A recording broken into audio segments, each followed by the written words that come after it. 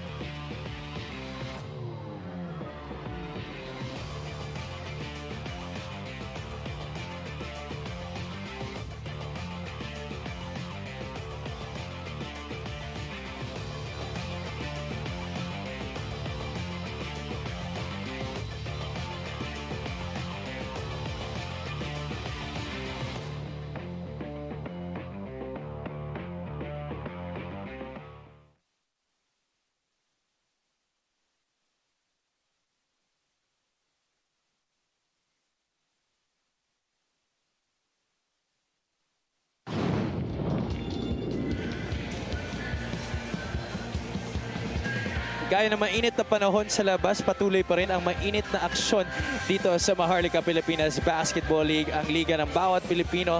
For only the second time this year, we are coming to you live from the West Arena in Valenzuela City, a very packed venue here. The Valenzuelans, they love their basketball. After all, they are the basketball capital of the Philippines. Nino Ibanez will try to lead his team against Chris De Chavez and the rest of his squad. De Chavez in the Valenzuela Classic looking to bounce back from their loss in their last game against Manila, while Bulacan is trying to arrest a 5-game losing skid. Good evening, ladies and gentlemen, to everybody watching on MPTV Channel 98 on Signal, on Satellite Channel 53, on Facebook, on YouTube, as well as on the Pilipinas Live app. This is Javi Palanya alongside Coach Mike Perez. Coach Mike, both of these teams coming off losses, pero itong Bulacan, medyo matagal na sila on a losing streak. What's gonna take for Bulacan to be able to get back on the winning track?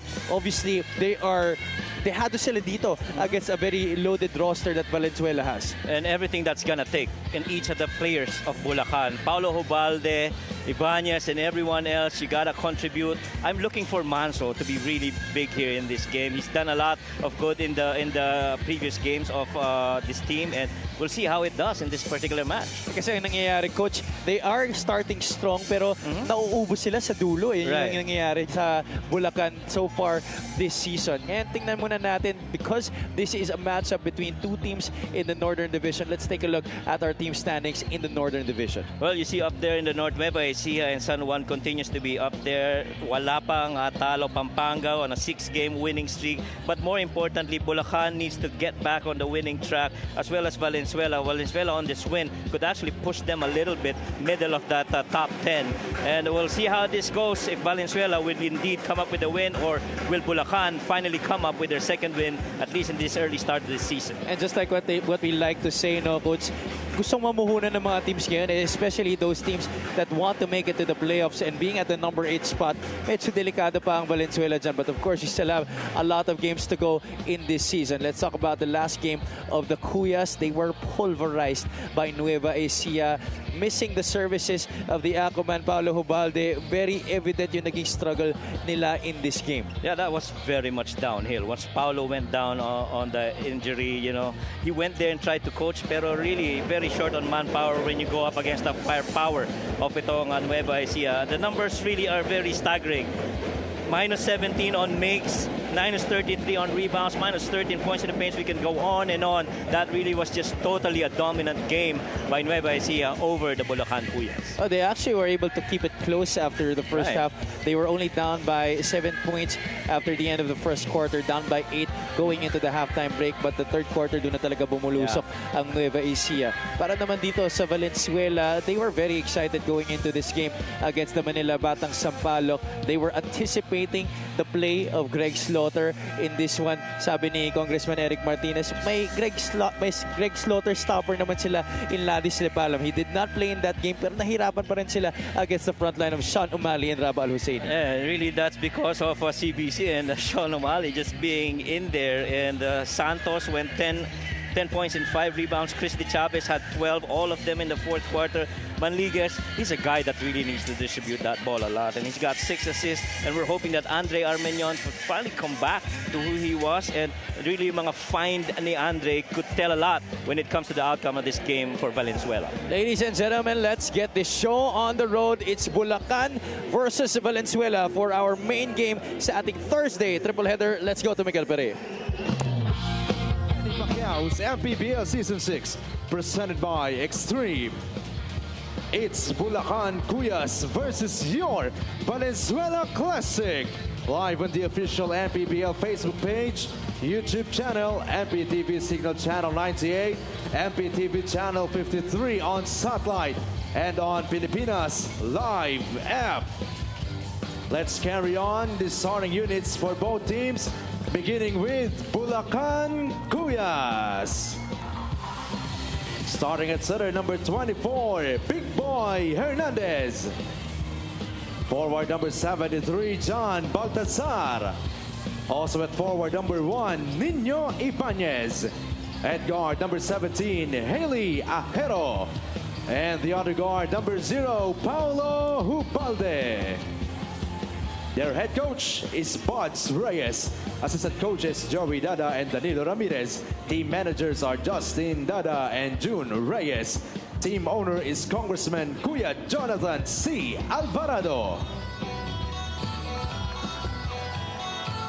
Now, Valenzuela City, get on your feet, because it's time to meet the starting unit of your Valenzuela Classic VA Cargo. Starting at guard, number 14, Brian Trazona. Starting at guard, number 3, Darrell Manliguez. Starting at center, number 25, Ledis Lepalam. Forward, number 30, CJ Payawal. And the other forward, number 20, from Barangay Kanumay East, Brian Bolivar. Valenzuela Classic VA Cargo is led by the team owner known as the Coach Guzman. Valenzuela City 2nd District Honorable Congressman Eric Martinez. Assistant coaches Aldrin Morante, RJ Guevara, Jolly Alar, Kyle. Our starting 5 of this game brought to you by Buenas, Diacoman, Paulo Hubalde, joined by Haley Ajero, Big Boy, Kristen Hernandez, John Baltazar, and Nino Ibanez. Para naman sa Valenzuela, the home team will be parading Darrell Manliguez, Ryan Trazona, Ladis Lepalam, CJ Payawal, and Brian Bolivar.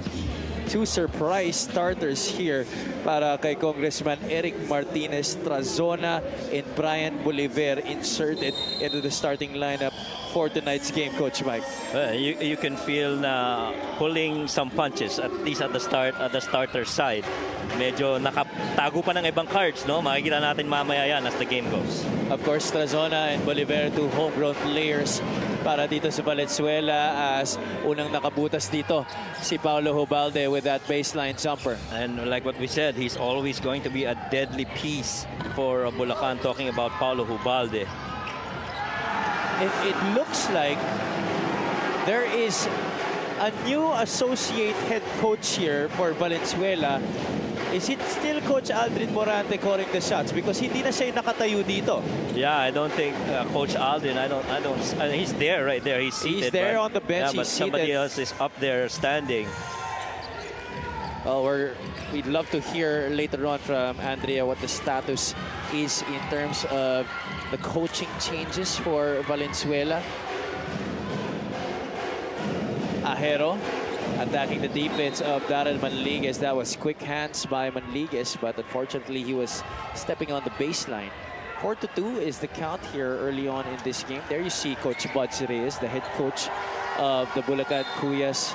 Last year coached the Mindoro Tamaraws when they were still known as the Disciplinados, as Nino Ibanez connects from the outside.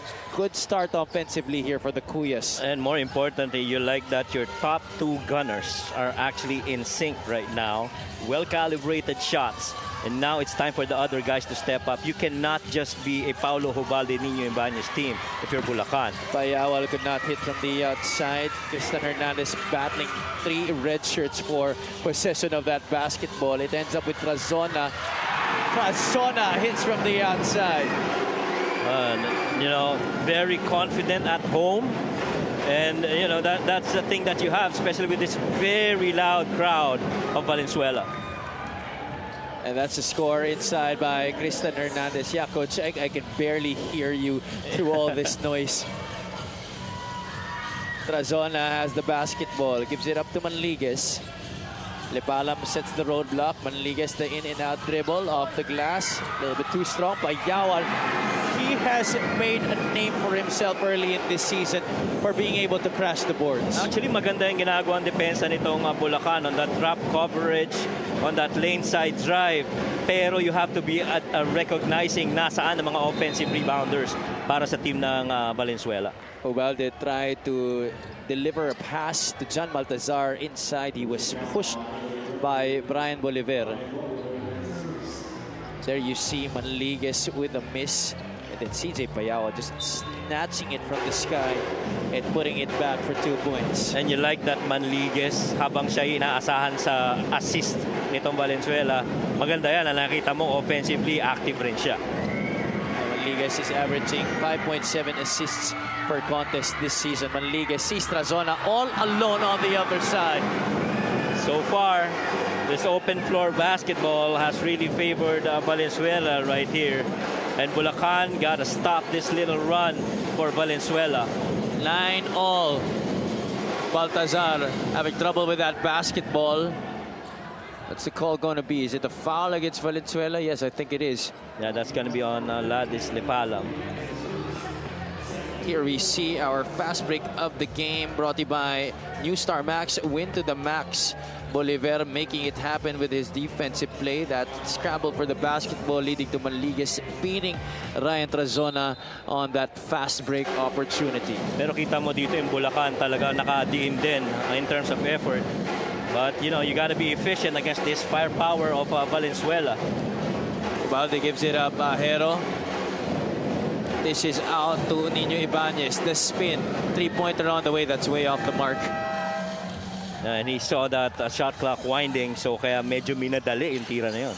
Manligues sees Trazona. He has 5 in the game. Make that 8 points early here para kay Ryan Trazona. Maganda yung naging hugot ni Congressman Eric Martinez here to start the game. Nakakadalawa ka na. You have really good rhythm, so you just gotta keep going at it if you're Trazona.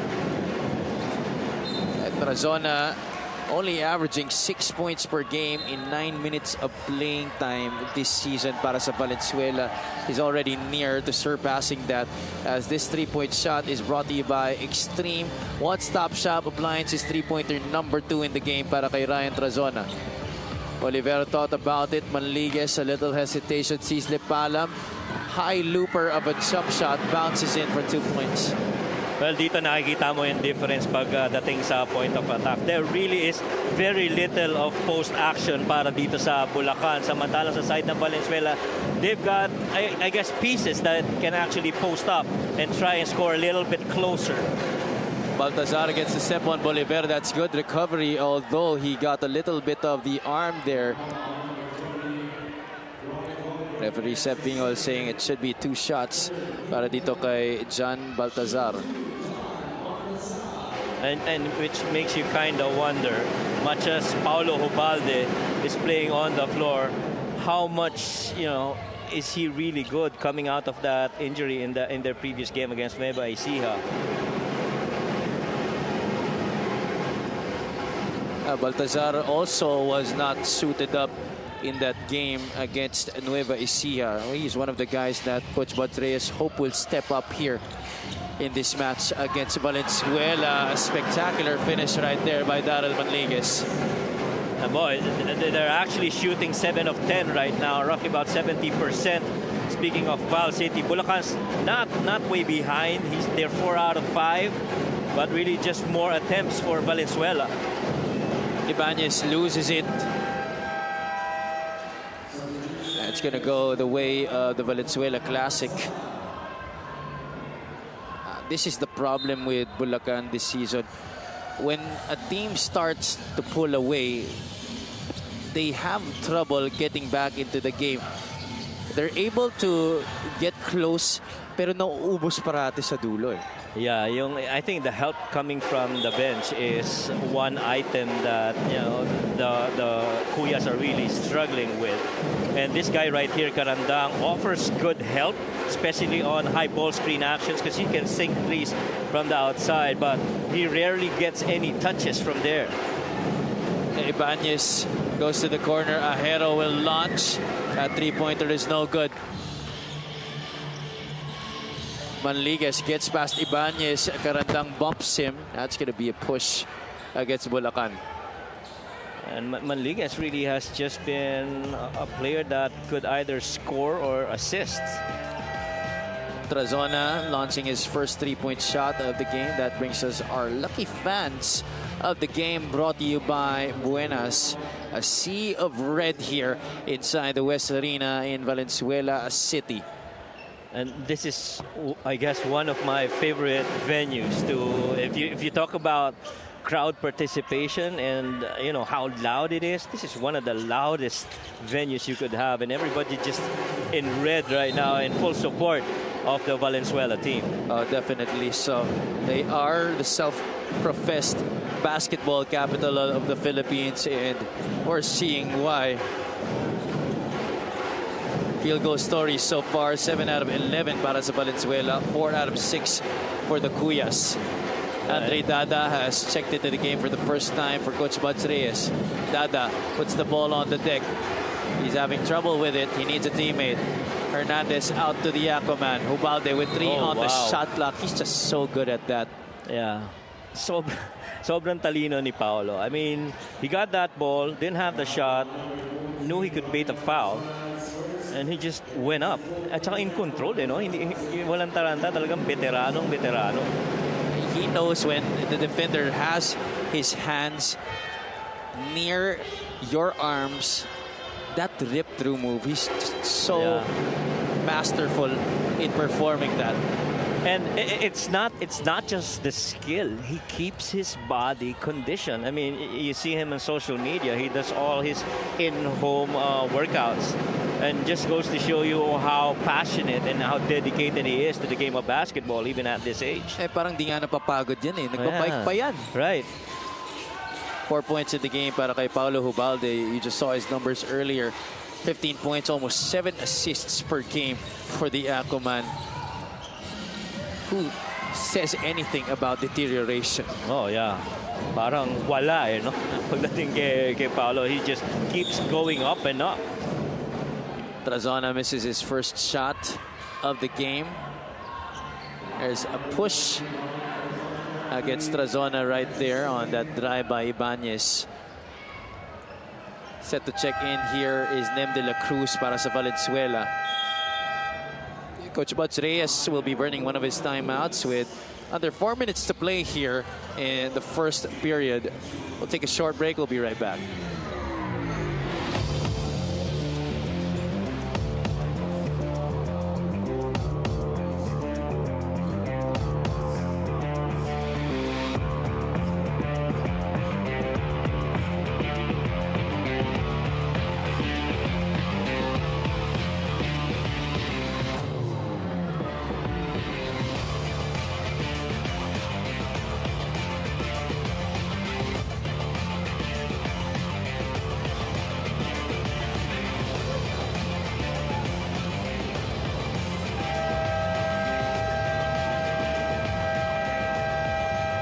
You are still watching the MPBL.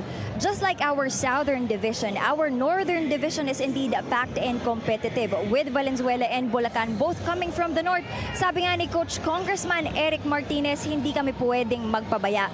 Despite having the same preparation, syempre special mention sa team. Kanina sina Paulo Hubalde at Nino Ibanez. Although Oren Katakutan, Dennis Santos and Val Chauca won't be playing today due to injuries, confident naman si Coach Kong that his boys will step up, especially in their home floor. By the way, relax lang daw tayo. Coach Aldrin Morante is still the one calling the shots. Mamaya na daw siya tatayo. Back to you guys. All right, thank you so much for that clarification, Andrea, and the injury update wala dito sa Valenzuela. And tama si Congressman Eric Martinez. You can't take any team lightly here, even if it's Bulacan, who is dead last right now in the Northern Division. There you see Paulo Hubalde taking his first rest of the game. And they most definitely know that, Habi, kasi pag tinignan mo yung schedule nitong Valenzuela, the next games are gonna be, pretty big also. You have Davao, San Juan, Pasay, Pampanga, Batangas.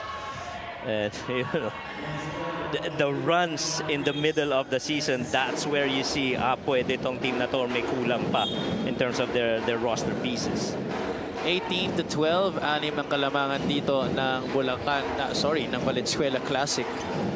Karandang onto the left side. Ibanez wants something to happen here. A new player on the floor para dito sa Bulacan, Andre Dolalia, former Olivares College Sea Lion who had a stint with Parañaque before this. Manliguez is unbothered on the other side. Oh yeah, we talked about the absence of a post player para dito sa Bulacan. Andre Dolalia could be that man playing alongside Paulo on those post-ups. Definitely a good opportunity for him to showcase a different side of his game here with the Cuyas as we take a look at the fast break point story, 7-0. Well, and a lot of it has to do with the points of turnovers, forcing turnovers and converting them into baskets the other way. You see there the steal by Valenzuela, and Daryl Manligues will go for those 2 points. Manligues now with 6 in the game. Tsaka si Andre Dolalia, you could tell at least from the first 2 offensive sets that he was in, medyo nangangapa pa siya pagdating sa movement nila. And so, give him a little time to figure it out, and he will eventually find out where he is in that rotation. I mean, it's pretty difficult for you to be able to play in a different system after you played under Coach Mike Sagigit for more than 5 years, I think, already. Yes. But I'd like to think that there are certain portion skill sets in that triangle offense of Coach Mike Sagigit that he would be able to apply in any scheme, including this one for Bulacan. Lepalam matched up against Bulacan's newest player in Andre Dolalia. Lepalam misses on the hook shot. Joshua Montero is in the game for the Cuyas. Andre Dada short on the push shot. And if you're Bulacan, those are the looks that you hope you would be able to capitalize on. That's right. He actually had a good fake to let that defense fly by, but a little bit short on that floater. Andre Dolalia was in there to get the offensive rebound, but nagkatapikan lang ng konti, kaya natawagan. Andre Armenion, who usually starts the game for Coach Alden Morante, is now in the game off the bench for the Valenzuela Classic. That's a hard foul given by Andre Dada on Nem de la Cruz. Yeah, no, it's a hard one. I mean, Nem was ready to rise up on that baseline drive. I don't think it should be an unsportsmanlike foul. It was a play on the basketball. It's really a lot of force on that tap. Yeah, really just a tap right there. Referee Seb Bingol and referee Carol Guay now at our replay table to review that last play. Yeah. Tsaka lumapit naman si Dada because Dolalia got beat on that long closeout. Libre yung baseline, you just go in there and try and claim it. Oh. Our referee is deciding that it is an unsportsmanlike foul.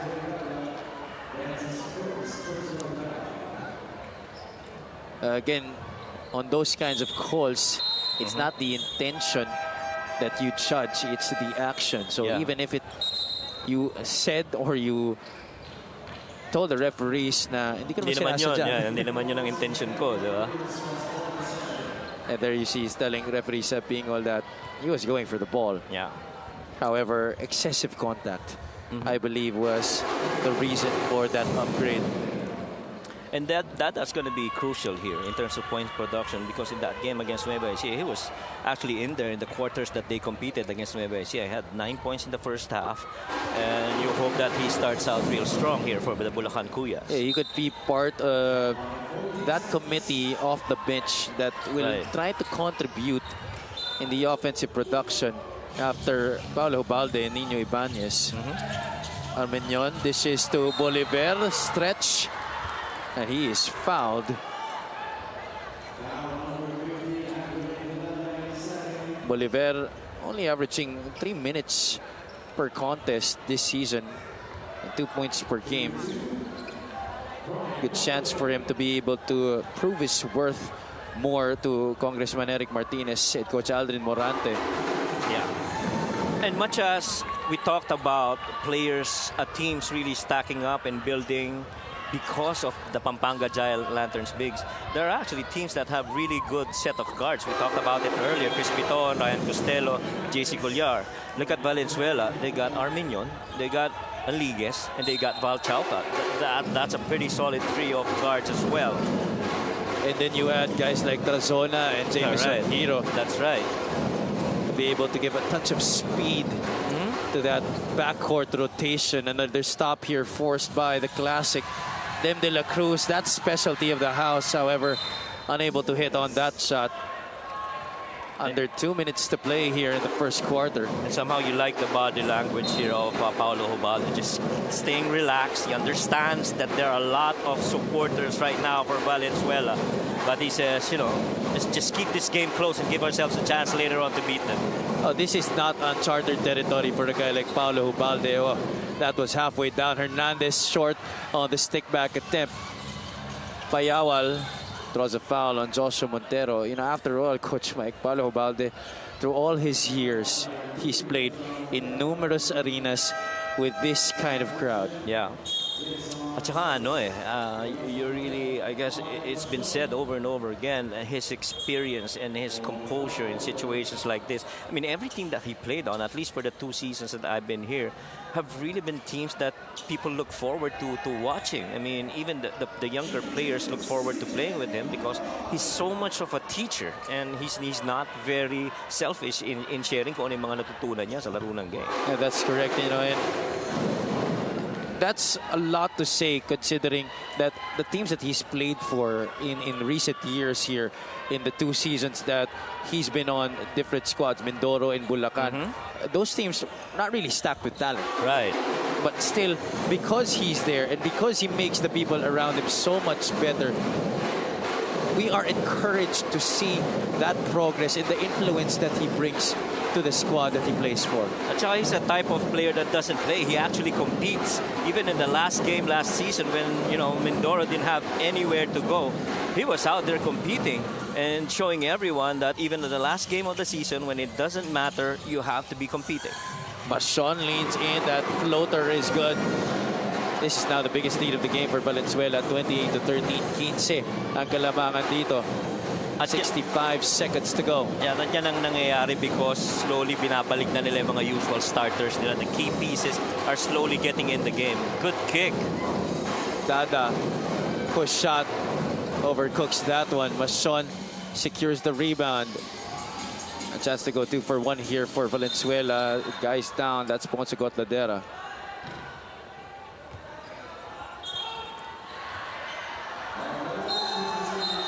And Gotladera taking offense to that. And he was confronting Andre Dada. And if you can read lips, he was saying, kanina ka pa.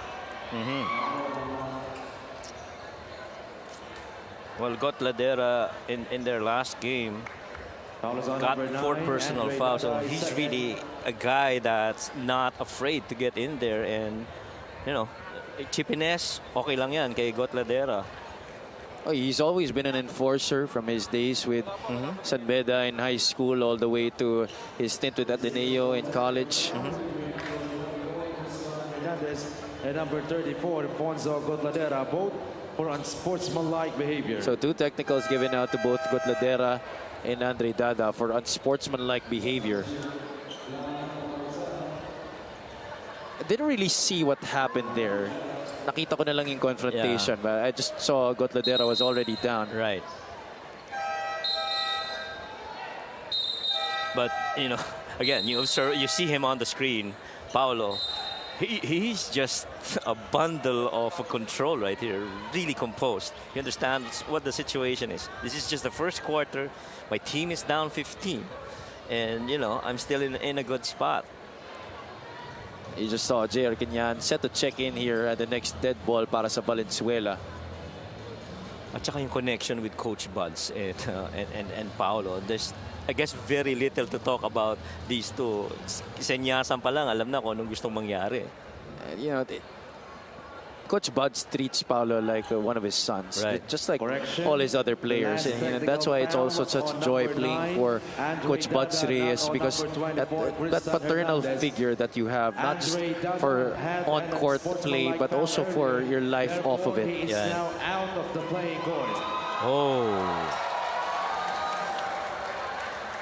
Oh, Andre Dada out of the playing court.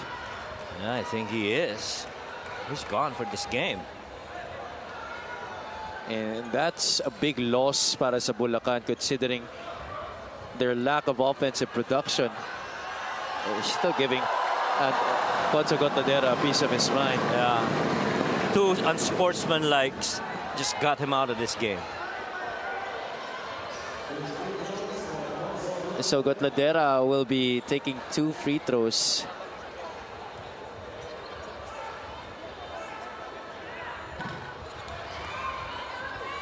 Short on the first. Gotladera played almost 18 minutes in that game against the Manila Batang Sampaloc. A really tough time guarding Sean Umali, Raba Al-Husseini, and Carl Brian Cruz.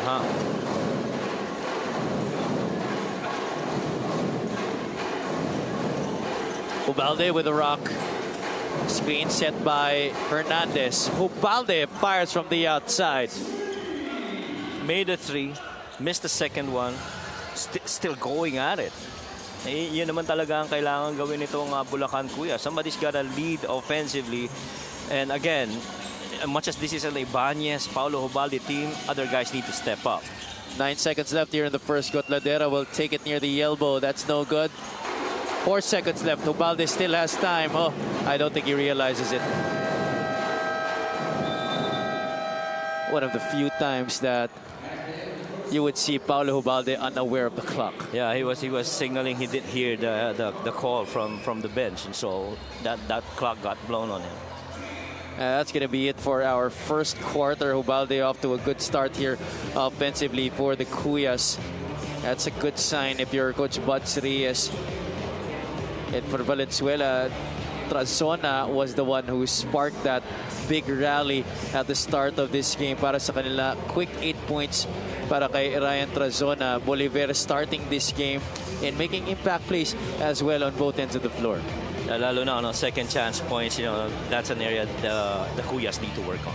28-16 is our score at the end of the first quarter. This is brought to you by GameX, the official online ending partner of the MPBL, the first and original online basketball ending sa Pinas.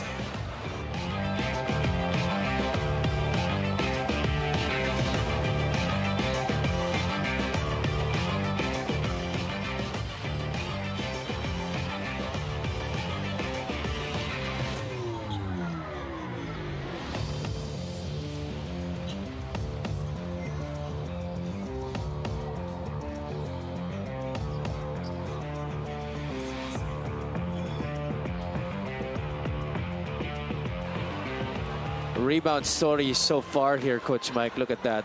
A +5 in the department for Valenzuela. 7-12, while 0-7 in terms of second chance points. Yan naman talaga ang challenge palagi dito sa Bulacan. Big stats, rebounds, second chance points, points in the paint. Those really have been challenges para dito sa Cuyas. Oh, double there was J.R. Ganyan, but he nevertheless sinks that jumper. Tough look coming from J.R. Ganyan. Boy. Ubalde answers back with a three-pointer. Gutsy shot there by the Aquaman. Well, definitely ice in his veins. 2 out of 2 on his last 2 attempts from 3, and he's still stroking it from there. Machon forced to pull it back out. De La Cruz. It's a screen from Quinyahan. Gotladera puts the ball on the deck. De La Cruz hesitating here. 5 seconds left. 2 seconds left. And that's shot clock violation. Excellent defense by the Bulacan Cuyas. Nakita mo talagang hinahanap nila si J.R. Kenyan. Because obviously, meron kang advantage doon sa post-up. And he can be the focal point to make the decision where that ball will fly next. Ubalde gives it up. Wants to get it back. Ubalde. That's short. Now that little nudge. Good thing that didn't get called. Took away some energy from the shot to Quinyahan. Too strong on the 3. Gotladera with the board. New 14 here for Valenzuela. Armenion to Machon.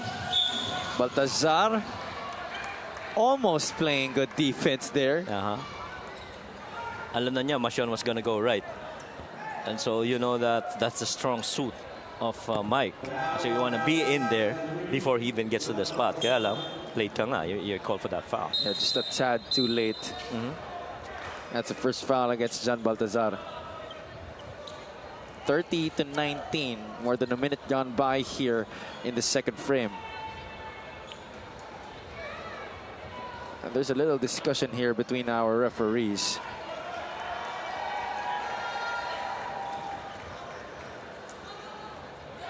I think nagkamali lang ng senyas ng number. Isa sa referees natin.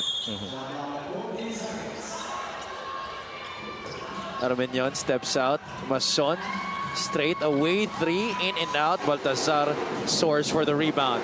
Here comes Jason Celis. Celis met by Armenian. That's a foul against Andre. Pero kita mo yung talino ni Paulo Hubalde doon. Ano? He knew that ball was going to go to the top and he was willing to have Mike take it from there. He was more concerned with JR Canyahan in the corner because that's a decision point na pwedeng mag-swing ng possession the other way. Hubalde, couldn't get it properly to JC Carandang. Could have been a good play para sa Bulacan Cuyas. And bihira mo makikita ang miscalculated yung mga pasa ni Paulo Hubalde. Ano? I was surprised myself. Right. And so, immediately, siya ang unang-una nag-apologize. That's on me. And nakikita mo yung panghihinayang doon sa pagkakataon na yun. They're still down by 11 here, 30-19. Tama naman si Andrea, nakatayo na si Coach Aldrin. Siguro nag-warm up lang kanina. Armenian will initiate the offense here for the Valenzuela Classic. A showdown between two teams in the Northern Division. Valenzuela is number 8 while Bulacan is dead last. Good stop here for the Cuyas. Obalde gets a drag screen from Hernandez, picks up his dribble. Baltazar will take it. That one's long. Rebound tap to Machon. Yeah, that's almost always the case para sa ofensiba nitong Bulacan Cuyas. 1 and done. 3 in the corner. Oh, Nem de la Cruz could not hit. Bulacan will try to run. No numbers for them. Celis takes it anyway. He goes up. That foul is called downstairs. No continuation given here to Jason Celis. Pero gusto mo yung ano niya, yung maturity niya. Hear the whistle, go for a shot attempt in the hope that you get to earn a trip to the line. Celis is another guy who could be capable of producing points here para sa Bulacan. You know, Coach Louis Gonzalez speaks highly of his ability to score, but still inconsistent at best this season para sa kanyang kupunan. Overcooks that 3. Obalde was caught stepping on the baseline as he tried to save that possession. Yeah, and a baseline out of bounds with Paulo Hubalde inbounding. Magtaka ka na kung sa pupunta yung bola because of his vision. Twice we've seen that weak side corner pass and each time they get a shot out of it. Oh, Armenian, what an exquisite in and out dribble that was.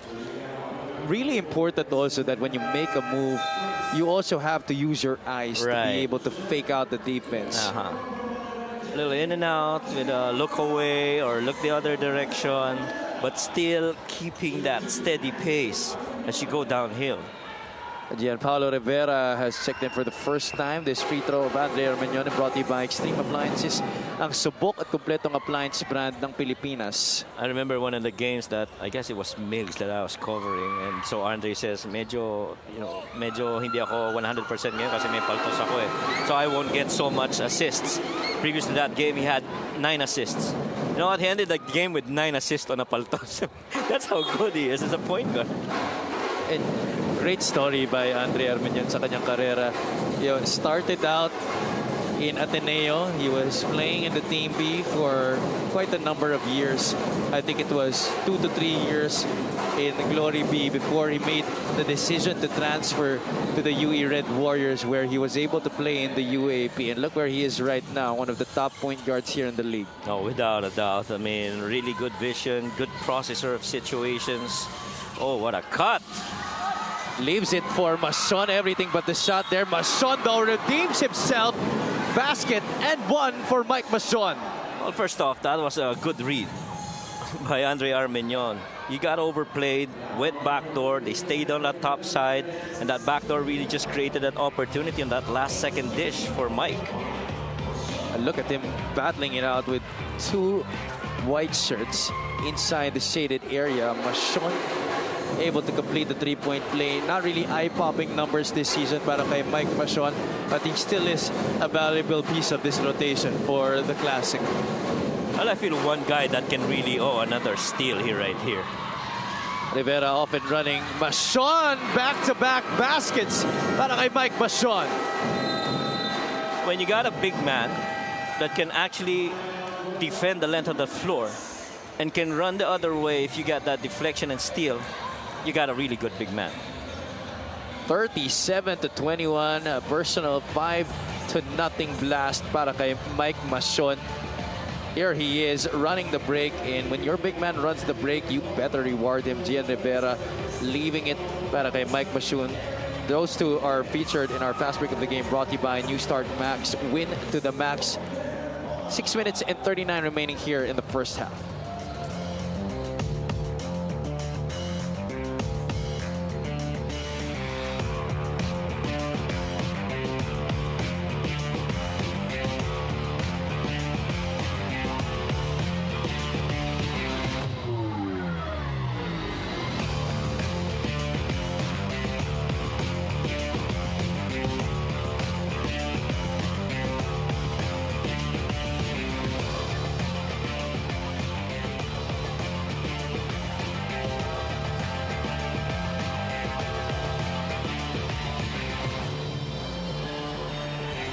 Babalik ang inyong Maharlika Pilipinas Basketball League, ang liga ng bawat Pilipino. We are live here in a very hot and packed West Arena in Valenzuela City. Pero mainit rin ang aksyon dito between Valenzuela and Bulacan. The home squad is up comfortably by 16, 37-21. This is Javi Balanya alongside Coach Mike Perez and Miss Andrea Endicio. 13-0 in terms of fast break points. That's a much-needed basket for the Cuyas coming out of the timeout. And Valenzuela actually daring the Bulacan Cuyas to take it from the outside, setting up that zone defense. But I wanted to talk about this man right here, Manzo.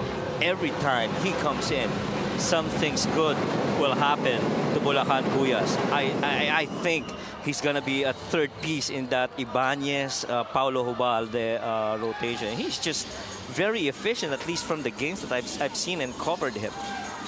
Ralph Manzo had 6 points in that game against Nueva Ecija. He was 2 out of 6. We'll see how he does here in this game against Valenzuela. Turnaround jumper para kay Kinyan is a miss.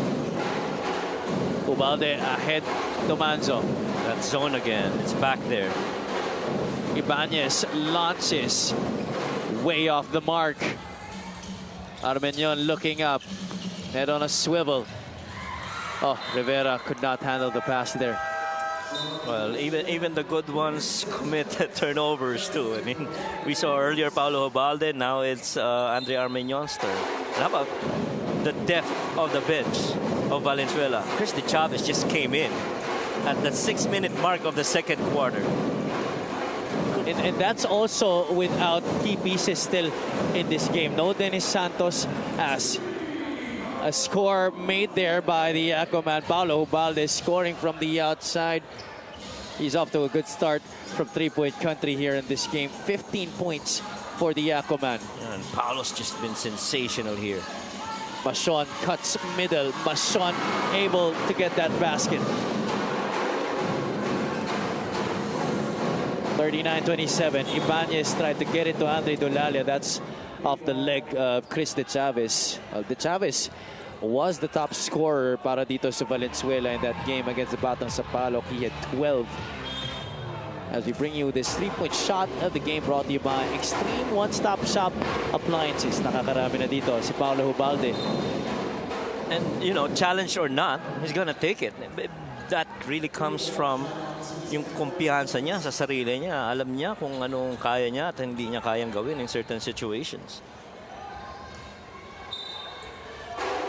4 out of 11 from 3 are the Bulacan Cuyas, while Valenzuela is 2 out of 9. 2 of those coming from Ryan Trazona. Nino Ibanez failing to make it 5 made 3-pointers for the Cuyas. Armeñon pushing the pace. Rivera will take it. Bullseye! Yeah, and Ibanez was nowhere defensively against that shot. Back to a 15-point lead, 42-27. The drums are pounding here inside the West Arena. Paulo Hubalde is trying his very best to carry this team on his shoulders. Yeah, tsaka alam niya siya ang point of attack now for Bulacan because he's got that homegrown Rivera on him and he feels he's a lot bigger, a lot stronger, especially down on the low block. A lot better too. Yeah. More than 5 minutes gone by here in the second quarter. We'll take a short break.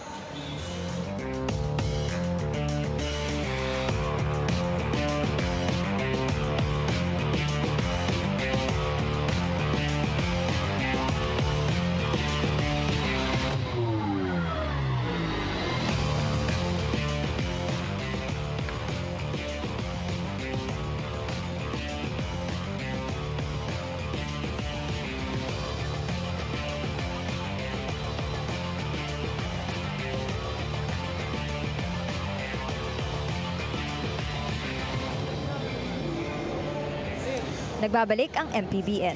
Disappointing man daw ang kanilang pagkatalo in their previous game. Coach Buds Reyes said life goes on. Their future is not determined with a bad game. Moving forward, they just polished their offense and same old banana, isinama sa polishing ang rebounding, free throws, and transition defense. There are things to clean up but that doesn't mean that they cannot put up a good fight, lalo na nga at nagbabalik itong si Paulo Hubalde. Meron din daw silang mga inihandang combination of defensive schemes tonight. Have you observed it so far? Have you, Coach Mike? Thank you so much, Andrea. Well, Coach Mike, have you seen anything special here defensively para sa Bulacan? I've seen a lot of double teaming from the weak side. Right. Yeah, and tama ka doon. A little bit more aggression, lalo na when that ball gets to the wing.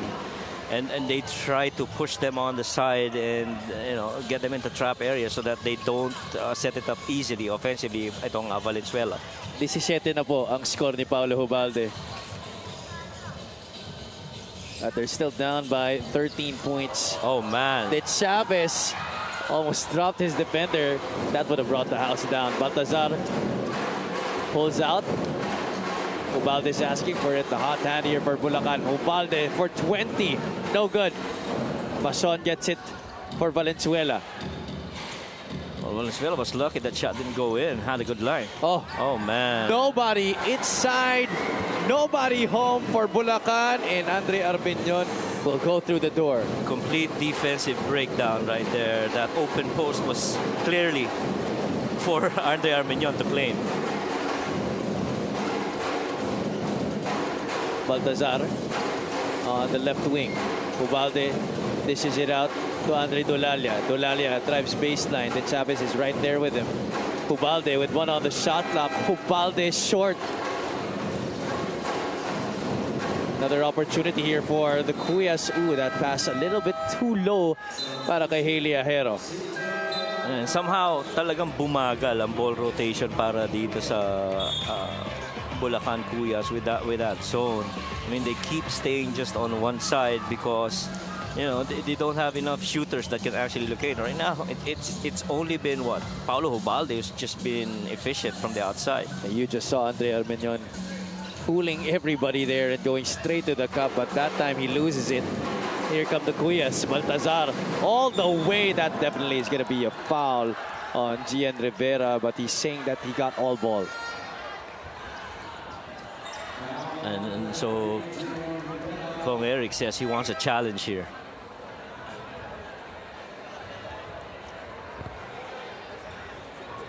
Congressman Eric Martinez, I don't think he will oblige with... Oh, yes. Yes, he did. He did. He asked for the challenge. The yellow light is on in front of Miguel Pere. It looked like a hard foul here from our angle. Our referees are going to check that right now. At may mga babatiin lang tayong mga manonood. Like to greet Cairo and Tart Navarro, who is watching right now. And also shout out to everybody watching on MPTV Channel 98 on Signal, Satellite Channel 53 on the Pilipinas Live app, as well as on our Facebook and YouTube pages. Maraming salamat sa pagtangkilik sa liga ng bawat Pilipino, what Congressman Eric Martinez calls the most popular league right now in the Philippines. Right. And speaking of most popular, I want to say happy birthday to one of the more popular guards that we used to have here in the MPBL, Brian Ivan Meca. He celebrated his birthday yesterday. Happy birthday, bro. And keep hooping. Happy birthday as well to Nueva Ecia's JB Bayo. Yeah. And belated happy birthday na rin kay Richard Tampos. Oh, happy birthday, Richard. Belated. Parang matagal yung celebration ni Richard. Matagal yata siya nawawala. Nagustuhan ko yung lechong kawaling pinadala ni Richard Tapo sa amin eh. Wala ba dumating siya? Wala eh. Wala. Richard. Di umabot. Sorry, na-booking Richard. Kaya ka ba di nagpapakita ngayon, Chard? Nako, makakarinig ka sa akin pag di umabot yung Richard Kawali na yan sa akin. Yeah, and a lot of birthday celebrations going on this month. There you see Congressman Eric Martinez, team owner and head coach of the Valenzuela Classic currently. They are at number 8 in our team standings in the Northern Division. 5-4. The challenge was successful. Successful challenge for Congressman Eric Martinez and Coach Aldrin Morante. So good call there by the coaching staff to be able to listen to Gian Rivera. Nice. Got a point. It did was tap that basketball. Yep. At kita niya kagad bola talaga. However, possession will stay with Bulacan because possession arrow was pointing in their direction. And so receives, they go to the left side. Baltazar from the outside, no good. And who will Bulacan now turn to for scoring now that Paulo Hubalde is on the bench? Oh, this place gonna go nuts. Jameson Hero, always ready to ignite a crowd. May not play long minutes, but you could be very sure that he will try his very best to be able to make impactful plays. Ahero from the outside. Tsaka ang gusto mo kay Jameson Hero is, he's always ready. I mean, if his numbers get called, he's gonna be in there and following coach's instructions. Look at that. The behind the back recovers possession and then pulls up from near the shaded area. Jameson Hero, he is the one-on-one king dito sa Valenzuela City. Christy Chavez adding insult to injury, draining a three-pointer from straight away. This is now the biggest lead of the game at 20. The Kuya starting to crumble here as we near the end of our first half. Good thing Manzo able to draw a foul here against JR Kenyan. First off, I want you to look at this situation. Christy Chavez at the top, CJ Pawayawal on the wing. Who was on the low block? JR Kenyan. Who do you pick? Just a lot of weapons here para sa Valenzuela Classic. And if you just tuned in, they are missing the services of Dennis Santos and Val Chauca in this one. Two scorers para kay Coach Aldrin Morante. And so far, this guy right here, Manso's been just pretty efficient. He's got 4 or 5 points in the game, and he's picking his spots, and he's just been doing the right things. Well, let's see if he can impact or run here para dito sa Bulacan Kuyas. No orange katakutan as well para dito sa Valenzuela, by the way. Payawal, floater in the lane, that's no good.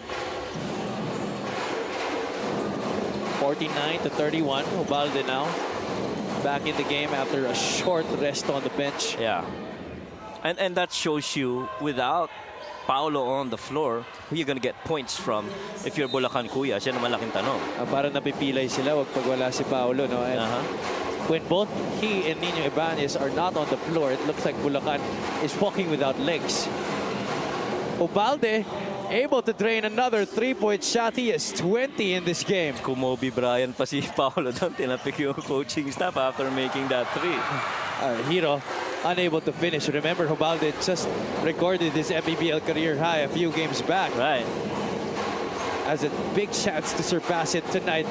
Karandang off to the right. Yeah, I wanted Karandang to take that shot earlier.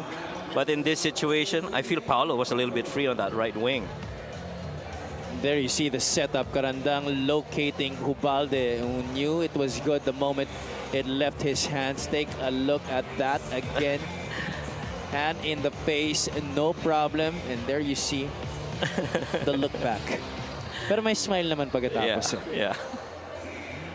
Under a minute to play here. We'll take a short break. 49-34 is the score.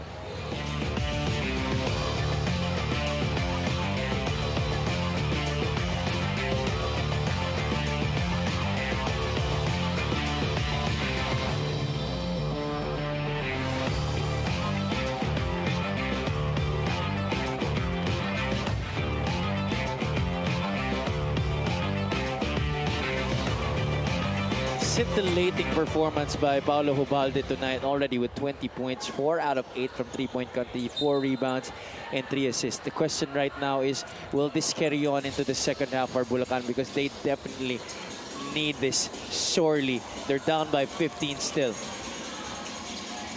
Hiro goes to the left side. Payawal, floater is good.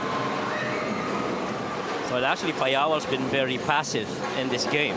And so he's trying to share the wealth with sa mga kasama niya. This time, sabi niya, ako naman ang i-score. 8 points, 7 rebounds in the game for the passive CJ Payawal. Ibanez now trying to challenge the defense. It's stolen. Jamison Hiro will go all the way. And look at the support that he has from this home crowd.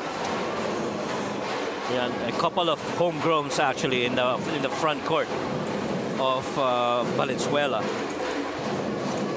Ubalde gets the screen from Carandang. Ubalde to the popping Carandang.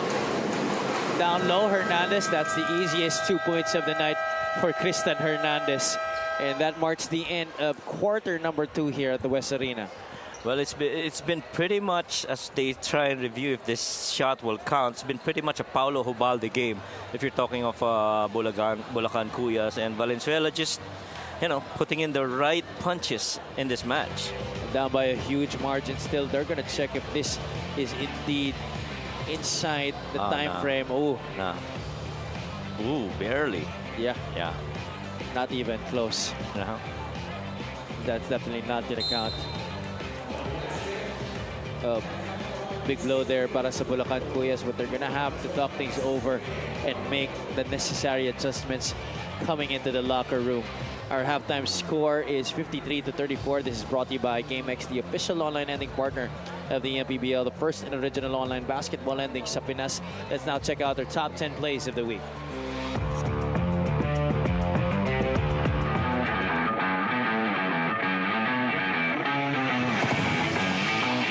Step back, no basket. Oh, good tap. Perumingan, foot race, tricky. Basket and one. He should get both 2 points for that layup and also an assist, passing it to himself, and a steal, and a rebound, whatever it is. So he gets all the stats for this play. And you know the most important stat on that play? What? Only took him 1 dribble to dribble court to court. Caballero takes the rebound. Sleep sees a free lane. Beautiful play. Sidestepping his way to the basket. Play of the game brought to you by Buenas, Patrick Sleep. Beautiful sidestep move. Ganda rin ang pagtimon ni Patrick Sleep dito. Jasper Lungalo, binabantay ni Alcorizas. Wow. Oh, nice. Nice. That was a beauty. Right. You get 2 guys committed up in the air and you spin the other way. Great move by Longalong. So Alcoriza raised on Zona with the rebound. And again, transition defense para dito sa Binyan. Immediately nakababa kagad, not allowing any fast break opportunities for Val City. Arminio on 2-man game with Machon. Wow! And you can flex, young man. Oo, pwede talaga eh. Ang hirap ng tira na yun, ang ganda pa ng roll mo. Based on scouting, if Mike Machon puts the ball on the floor on the post, then we, you know, double him on the second dribble. Oh! Great spin by Poy Poy Aktob. 2 points para kay Poy Poy. And ang lalim ng hugot ni Good Boy. Great spin move galing kay Poy Poy Aktob. A little more in control here. Pero ang bilis ng ikot. Yeah. Moralde makes his move. Scoop. No. Binuya. Garcia wants it. Up top. Pampanga already over the limit. Gotta see that again from Paul Garcia. Hiningi niya. No, ibigay sa taas. And that's a great finish. Yeah, Paul Garcia. Yeah. Ganda rin ang pasa. Kadli. Palma will go all the way for the throwdown. Renz Palma, 13 points. Negros, 12-0 run here. Kita natin dito, fast break of the game brought to you by New Star Win to the max. Renz Palma throwing it down on the break. Balis pa rin para kay Archie Concepcion. Pag tumira talaga, akala mo papasok. Oh, beautiful. And Jeff Viernes and Archie Concepcion connecting that time to Archie Concepcion. Ang layo na pinanggalingan ni Archie grabe. Concepcion. And with a baseline jumper, that won't go. Rebound. MJ Ayay leading the break. Robbie Celis drop pass. Oh, man. Robles with a reverse. About the three most athletic players in one play.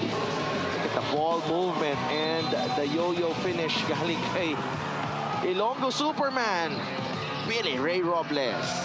Binulsa yung ball. Oo. Tinira. To end it all. Hail Mary. June Manzo will fire. Oh my goodness! June Manzo! All the way from full court. So they don't want us to go home. What a shot! That could be the single greatest shot in the history of the MPBL. Sending the game into overtime. We spoke about that already. Missing the second one, but they decided To make it.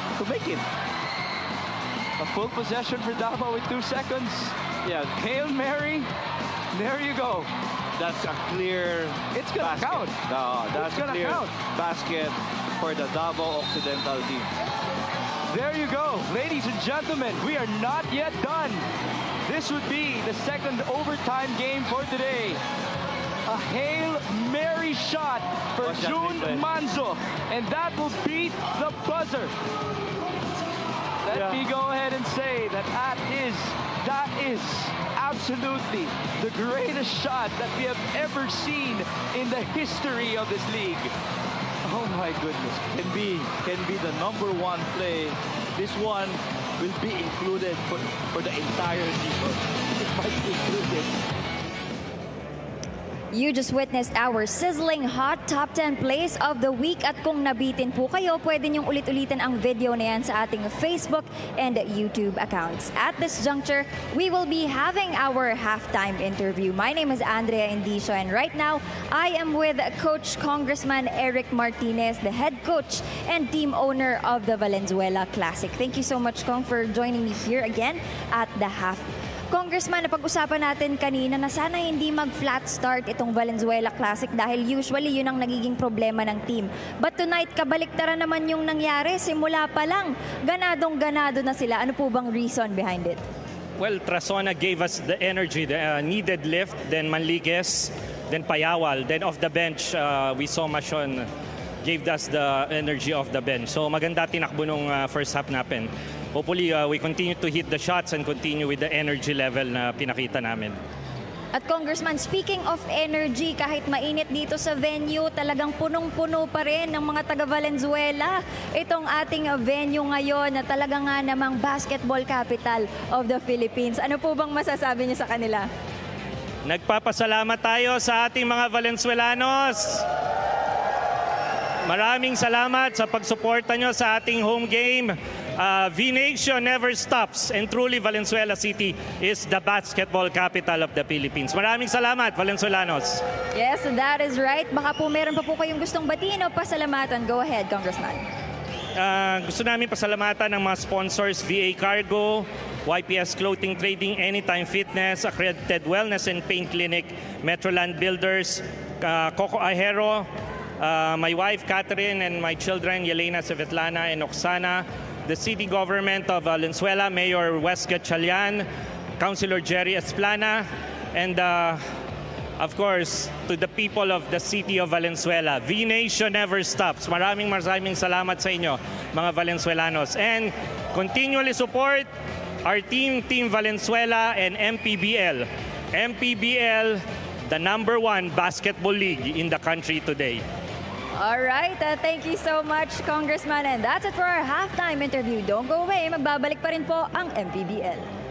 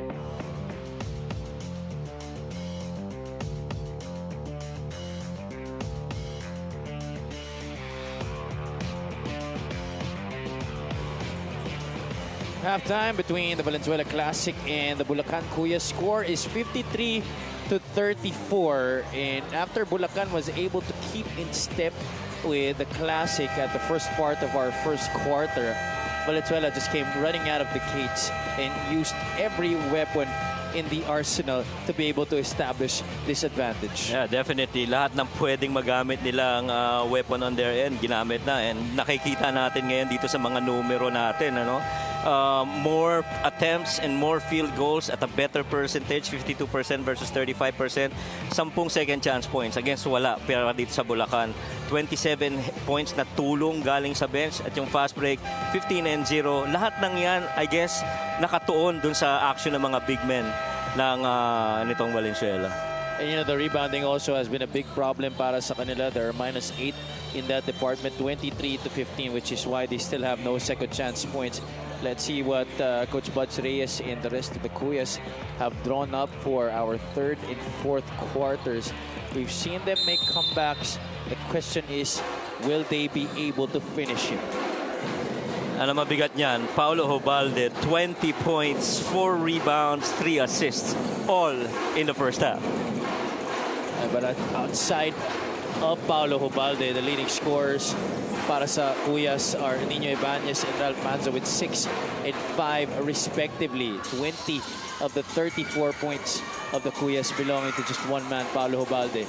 So just 14 points, Coach, for the rest of the team. That's right. Definitely a big worry para kay Coach Buds Reyes, which has been the case for the entire season. And the second guy that's supposed to be the Robin of Paulo being Batman is Ibanez. He's only got 6 points, not even in double digits. For Valenzuela, it's Machon leading the way. Tarazona has 8, couple of threes that he had to begin the game. Bayawal has 8 as well, together with his 7 rebounds. And hopefully itong Montero and Manso coming in could provide a little spark probably para dito sa Bulacan Kuyas. They need somebody other than Paulo Hobalde to produce points here. Montero's had his moments this season.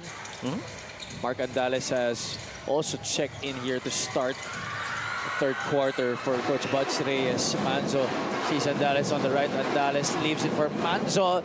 Nice fast break right there by Kuyas. Yeah, and he's been totally involved in these early possessions in the third quarter. Speaking of Manzo. Manligues getting pressured heavily by Montero. That could have been an easy takeaway had it not gone off one of our officials. But Tarazona trying to save it. That's a good stop for Bulacan. Well, Chris De Chavez is now all out of 2 from 3. But you see his shots. Talagang shooter dahil diretso yung tira. It's either mahina or malakas. Yun lang naman ang pupuntahan ng mga shooters talaga. And so, you know, eventually you hope he gets his line here. Ang masasabi ko lang, sana all. Oo nga. Ako rin ganun, sana all. Ubalde, really defended well there by Tarazona. Not every day that you see Paulo Ubalde getting pressured and getting bothered by the pressure. Yeah, and walang humpay na sundot ang ginawa doon ni Tarazona at malinis yung pagkakatapik niya. Ubalde on the left side. This time Manzo sets a screen for him. Manzo on the roll. Manzo goes up, a little hang time, and the 2 points para kay Ralph Manzo. I'm telling you, this guy's something else. Manzo does the right things, and katulad no, very basic, just went for it on that attempt. Manligues hung in the air for quite some time, launched that floater. Payawal couldn't get it on the second chance opportunity. 53-38. More than 2 minutes gone by here in the third. Manzo is free. Andales, corner pocket shot, short. Almost a takeaway there. It ends up with Daryl Manligues. Manligues on the run. Puts on the brakes. Oh, that was a walk by De Los Santos. Got away with it. Yep. Nakakuha pa siya ng foul dito. Good thing for him, he didn't get called. And there you see Coach Buds Reyes visibly frustrated that his team continues to struggle here in this game for Valenzuela. But you know, Coach Mike, I had a conversation with Coach Buds right before this game, and I was telling him, Coach, props to you. You know, it's not easy doing your job, you know, to be able to still be enthusiastically going to work, coaching this team, despite the losses that you piled on. And he's fully aware that they're not the strongest team. They don't have enough materials to really compete on paper against the other squads. But he just continues to look forward to teaching these guys and, you know, making them young men grow into grown men. Yeah. At saka, you know, he's out there na yung mga teams niya, kahit na gaano pa yung kompleto yung roster o hindi, patuloy na gumagamit ng sistema, patuloy na lumalaban, hindi yung basta na lang susuka. Kung mahinang nilalang ka, umayaw ka na eh, no? Exactly. But, you know, Coach Buds is a different coach altogether, and that's why a lot of his players really love playing for him. Exactly. And you know what? He could have been just sitting at home, just relaxing, enjoying his retirement, but no. The itch to still coach basketball and teach these young men still very much alive para sa kanya, as Ubalde trying to keep Bulacan alive in this game. That's another 3-point shot for the Aquaman. 23 points now in this game. He is a few points shy of surpassing his MPBL career high. Yeah, and that 23rd point actually came from an assist by Manso, you know, kicking it out after he got doubled in the corner, finding Paulo, and Paulo just obliged that pass. Mike Machon back into the game, as well as Ladis Lepalam and Andre Armenion. 13 na lang ang kalamangan dito ng Valenzuela. Bulacan will try to trim the gap further. Manzo leaves it. Back to Ubalde. Paulo fakes the three, still goes for it. That's way off the mark. Manzo the offensive rebound. Mali ang pektus doon. Armenion gets it into their front court. Armenion, what a pass down low to Mike Machon, threading the needle. Kalmadong pasahero, boy. You know, he went in there really knowing what to do already. He was at half court, understanding kung ano na yung gagawin niya, and Mike Machon was his guy. Kumbaga sa kotse, yung kotse ni Andre Armenion, maganda yung suspension. Oo. Tsaka naka-cruise control. Tama. Ryan Trazona extending his lead back up to 17. And, you know, we've been talking about this off-air, Coach Mike. For Bulacan to be able to have a good chance of winning games, they need to play near-perfect basketball. Yeah, against every team this season. Not unless you come up with new guys that would fit and be complementary pieces to Ibanez and Paulo Ubalde. That's always going to be the case. Game in and game out para dito sa Bulacan Cuyas. Hernandez able to make the most out of his two steps there. That's Machon connecting on that basket from the pass by Andre Armenion. As we take a look at our lucky fans of the game, brought to you by Buenas. He was really into it. Nakakatuwa nga naman talaga na yun. Despite the heat here, the Valenzuelanos are enjoying the game. Look at all the people here inside the West Arena, ladies and gentlemen. We are packed. And so far, to me personally, this place has not disappointed my coverages here. I mean, this place is loud and very active. Lepalam wants it on the block. The double comes. Ibanez goes back out to challenge Trazona, and Trazona continues his hot shooting night. He's now in double figures with 11. And he doesn't have that perfectly looking shot, pero, you know, it's been effective. Karandang, couple of fakes, gets the shot.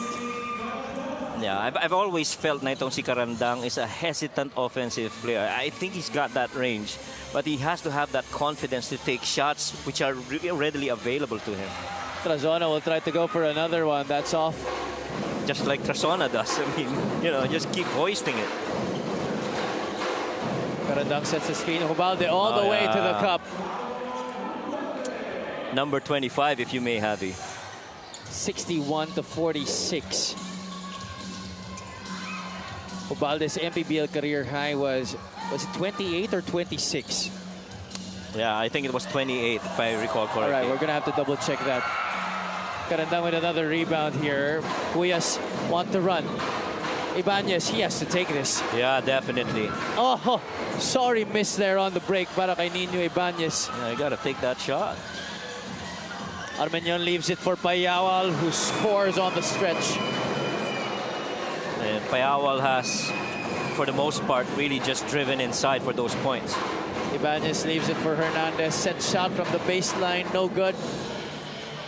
3-on-2 break. Armenian, no look pass. Trazona gets the contact, plus the score. Well, Armenian could have gone the other way, but he wanted Trazona to be gifted with that wing cut. 15 points now in the game for homegrown Ryan Trazona.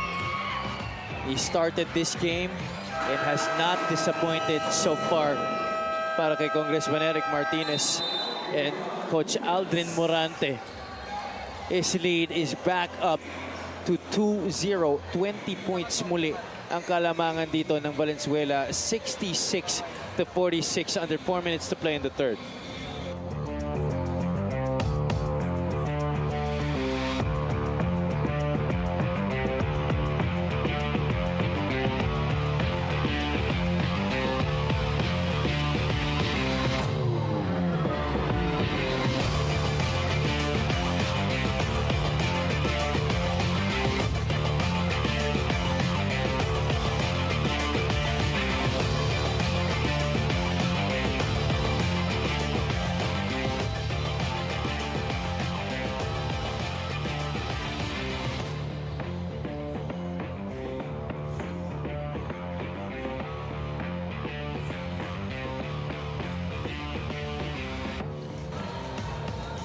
Ryan Trazona has been scintillating, sizzling, amazing.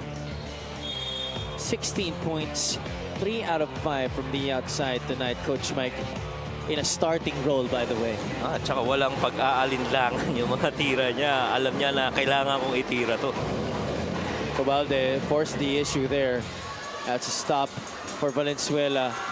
Quickly on the other side. Good block by Karandang on Masion. Good close out there by Karandang. Cobalde setting up the offense. Karandang looking to pass. No, Karandang will take it. Karandang misses. We actually had that initial shot already and wanted to see a zoom action with Ibanez in the corner. Good steal. Ibanez takes it away. Ibanez will go all the way. That's just the 8 points of Ibanez. And you got to catch up now. You're down huge. Masion to the baseline. Payawal to Armenian, who is wide open from the outside. And needless to say, right now, Valenzuela is competing and they are having a lot of fun. 7 points in the game para kay Armenian. He also has 3 rebounds and 8 assists. Montero gets the step on the defense, leaves it for Baltazar. Oh no, sorry, that's Lawrence Malyari. Yep. In the game for the first time. Yeah, good cut right there. This is the play of the game brought to you by Buenas. Payawal stretches and scores off the good time coming from Andre Armenian. Nantay niya lahat kung sino yung preoccupied. Ito pala yung libre. Dito na lang tayo. Huwag na natin pahirapan sarili natin. Siya lang ang walang bantay. And that's really how basketball should be played. You find the guy that least guarded and you make him hit that shot. Even free throws have been a problem for Bulacan in this game. 10 out of 17 now.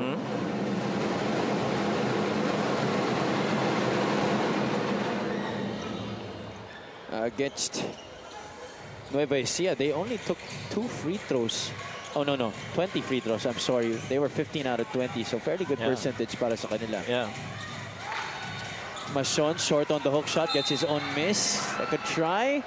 He's fouled. Yeah, exactly what yung ginagawa ni Mike Masion na yan. That's what's missing on the side of Bulacan. A big guy that can actually get offensive rebounds on a miss and get another crack at it on a putback. Mason's having himself a night. 12 points, so far, trying to make up for the absence in the scoring of guys like Dennis Santos, Val Chauca, Orin Katakutan. No Jeric Jego as well in this game para sa Valenzuela. Yeah. And that is a pretty formidable lineup there. Down low. Mashon, Ladis, and JR. That's tough. Ubalde attacks his strong side, goes all the way. Oh. And that's going to count. Yeah, that's interference right there.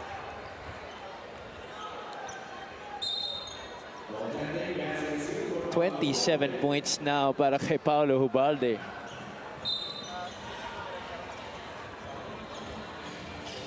But they're still down 71-51.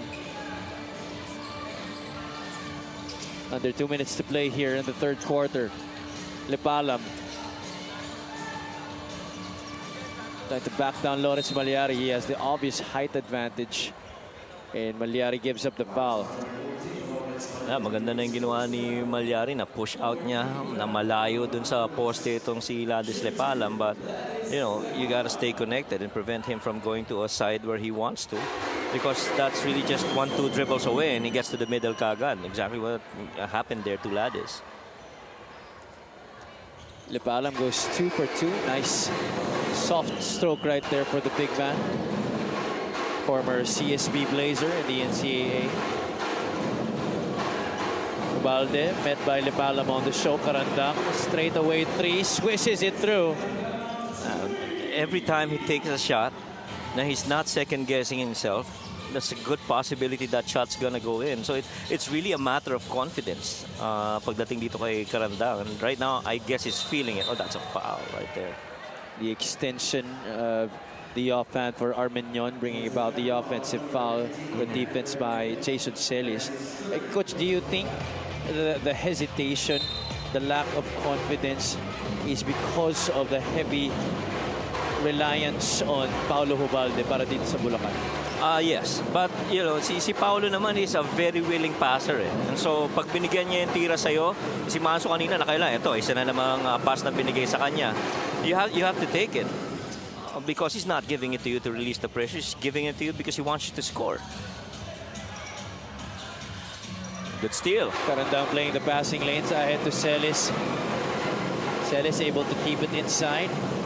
Ubalde back to Jason Celis for three. That's big. And you see how Paulo faked giving that pass to Karandang and eventually finding that corner. 73-57. Armenion will slow things down. 3-second differential between the shot clock and game clock. Kinyahan finally gives it up. Armenion, that's an errant pass. Malyari, where will it go? Mashon, 2 seconds left. That's blocked.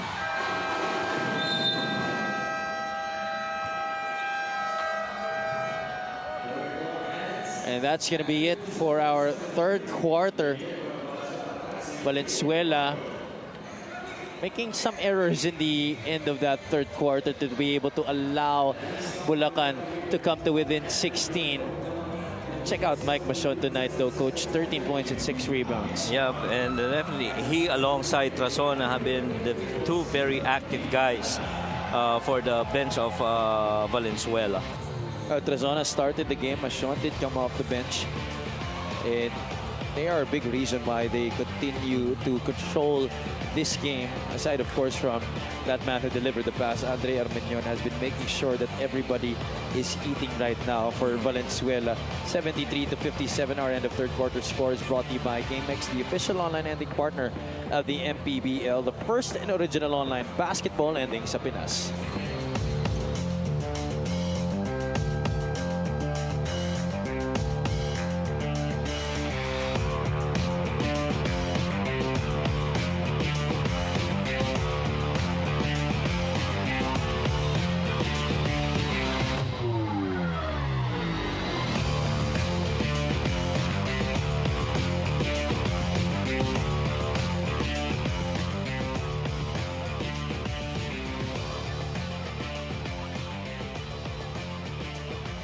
Presenting our Suzuki muscular and sporty fans of the game, just like the Avenus, do more and achieve more with the muscular and sporty scooter from Suzuki, the Avenus. Oras na para magmotor.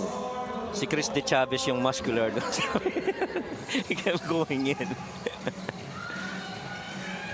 Fourth quarter now underway. This is Avi Bulacan joined by Coach Mike Perez and Miss Andrea Indicio. 1 quarter there by Bulacan in that third period. Yeah. Best period so far para dito sa Bulacan, but the deficits that they incurred in the first 2 quarters led up to this much of a lead para dito sa Valenzuela. Dem de la Cruz opening up festivities here in the fourth. That's a push against Celis. And ito na nga yung sinasabi ko, Coach, no? The mistakes, it cannot come up plenty for the Bulacan Cuyas. Because the other team always knows how to capitalize, especially for a team like Valenzuela. Yeah, and they've given up 12 points out of the turnovers that they've incurred. Lepalam, drop step move, could not finish. Ubalde sees Karandang. Karandang tries to go inside. He should have shot it, in my opinion. Yeah, that's what I was saying. You know, kaya niya. He can take those shots. He was actually looking for the pass. He wasn't even looking at the rim. And maybe he's just unselfish. Pero at a certain point, as a scorer, you have to have that selfishness. Lalo na kung kailangan niya talaga ng puntos. And you can see by the way that he plays, nandun naman yung skill set to be able to score the basketball. Tsaka clearly team player siya. Yeah. That's another score for Bulacan who they hope would get going. However, Celis could not hit Masion. Good catch. Fakes the spin. Short on the hook shot. Malyari with the rebound. Here comes Paolo Hubalde. Karandang. It's Manliguez on him. Baltazar back to JC. Hubalde, 1 dribble. The pull-up is money for Paolo Hubalde. And just... easy basketball. And this is now the new MPBL career high for the Yakuman. 29 points. I'm pretty sure it's going to be more once this game is all said and done. And that 20-point first half really just dictated the kind of game this is going to be para dito kay Paolo Hubalde. As a foul called against Lawrence Malyari, who was arguing that nakatayo lang naman siya. This free throw by Ladis Lepalam is brought to you by Extreme Appliances, ang subok at kompletong appliance brand ng Pilipinas. More than a minute gone by here in the fourth quarter. Lepalam able to sink the second. Time now for Christian Hernandez to enter the game once again. Bonzo Gotodera will also make his first appearance here in the second half. Let's now turn you over to Miss Andrea Indicio. Paolo Hubalde is back like he never left after having a calf strain. Sabi pa nga niya, medyo okay na daw siya. Sa lagay na yan, medyo okay pa lang yan pero nag-set ng bagong career high performance. One of the many reasons why Paolo is the one na nilolook up sa team. Sabi niya, palagi niya raw china-challenge ang mga teammates niya that sky is the limit. At this point, he is here to share his knowledge, skills, and experience. Nasa sa kanila na daw, how will they apply it? Kumbaga sa face ng career niya ngayon, nasa passing of the torch na raw siya. Back to you guys. Talaga ba? Parang hindi. 32 points na po siya tonight. Ladies and gentlemen, talking about Paolo Hubalde. And you know what? I think there's added motivation for Paolo in this game because if I'm not mistaken, I could be wrong.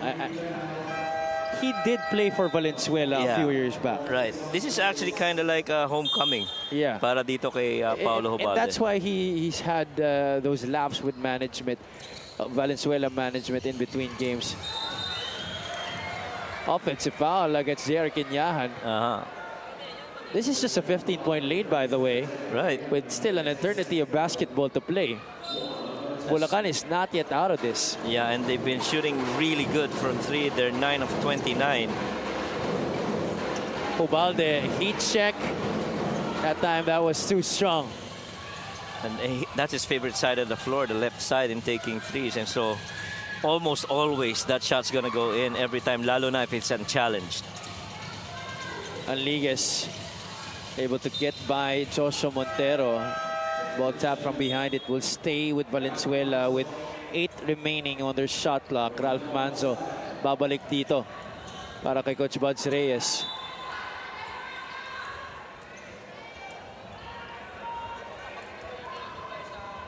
Are they challenging?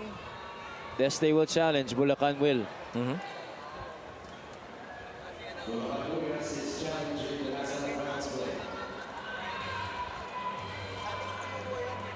This could be big for Bulacan if it does go their way. Right. And, 77-62, 15 points down with an opportunity to get this possession and score another way. And there you see Coach Buds Reyes, always a picture of positivity for teams that he's coached here in the MPBL. Last year was at the helm of the Mindoro Disciplinados, where he had Paulo Hubalde, AJ Miranda, Tate Teodoro, Sherwin Concepcion as well was part of that franchise for a while. And you know, they gave a scare to quite a number of teams. Yeah. And kita mo, the way that Coach Buds is actually talking to his players, he's not even using any board. He's just telling them, you know, ito ang gagawin natin, ha? This is where you go, this is what you do, this is your action. And so, I guess that speaks a lot also to the level of understanding nitong mga players ni Coach Buds. And I'd like to think that Coach Buds, as clear a communicator he is, nakakatulong yun for the players na klaro, itong instructions, itong gagawin natin. Let's see now what the decision is from our officiating crew. The challenge was successful. Successful challenge, and you could see the celebration there from Coach Buds Reyes. Nakakatuwa nga naman, you know. Yeah. And we got him. He says we got him. There you see the tap from behind. Oh, it was off Gotladera. Right. So this is going to be crucial here. About production would mean well. And could start a run para dito sa Cuyas. Karandang to the corner. Manzo drives baseline. Oh! Wasted opportunity there for the Cuyas. And these are the kinds of things really that they have to continuously work on. You know, after you get the successful stop, you got to be able to answer back with a score. Yeah, and you see Coach Buds, he's always about the next play. Kalimutan na natin yan. Kenyahan misfiring from the outside. Ubalde looking up. That's a steal by Payawal. CJ tried to throw it to De La Cruz, but De La Cruz will launch from the outside. Gotladera snatching that from Ralph Manzo. That definitely is a foul against Ralph. And very few times do you see a pass getting stolen that's coming from Paulo Ubalde. That one was calculated well by CJ Payawal, understanding that the next open guy is really Ralph Manzo right there. 18 out of 22 from the line are the classic, while Bulacan is 11 out of 18.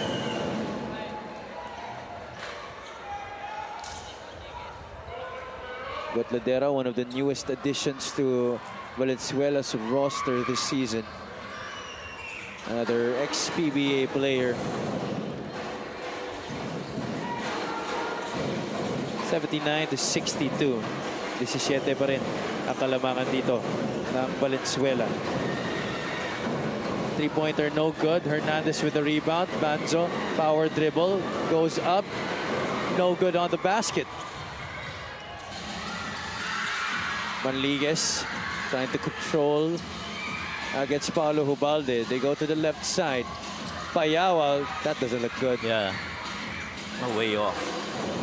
Manzo ahead to Montero. Montero goes to the baseline. Reverse layup is good para kay Joshua Montero.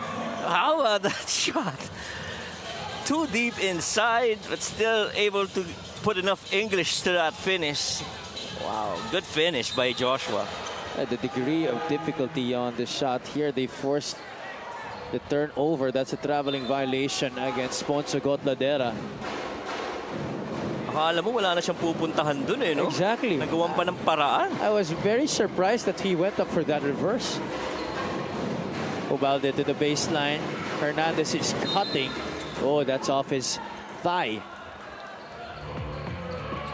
This is the play of the game brought to you by Buenas and why not Mr. Montero. Look at that. Oh. Aside from the difficult angle, it's also the defense that was challenging him on the shot. Kinyan was there giving chase. Also Payawal going for the block. Dalawang matitinding defender yung dinaanan niya. Montero, that was his first basket of the game, by the way. Oh, wow. Oh, what a way to get your first basket, right? At CJ Payawal continues to put distance between him and the Bulacan Cuyas.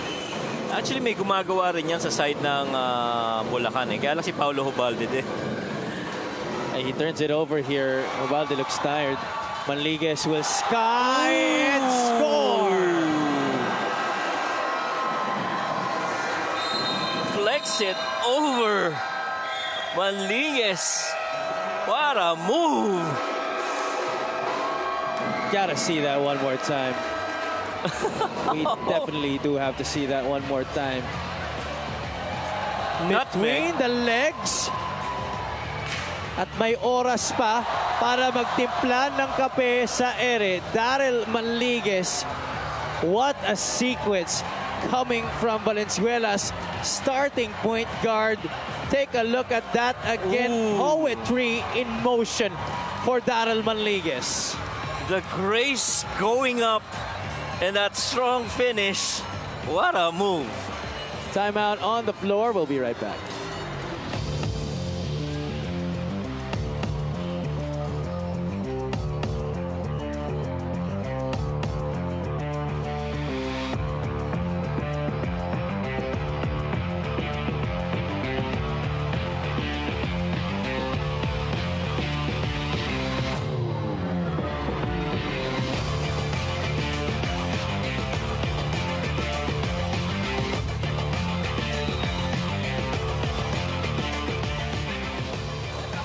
There you see Commissioner Kenneth Duremdes joined by Security Chief Rudy Distrito, Operations Head Emerson Oreta, as well as our other MPBL staff.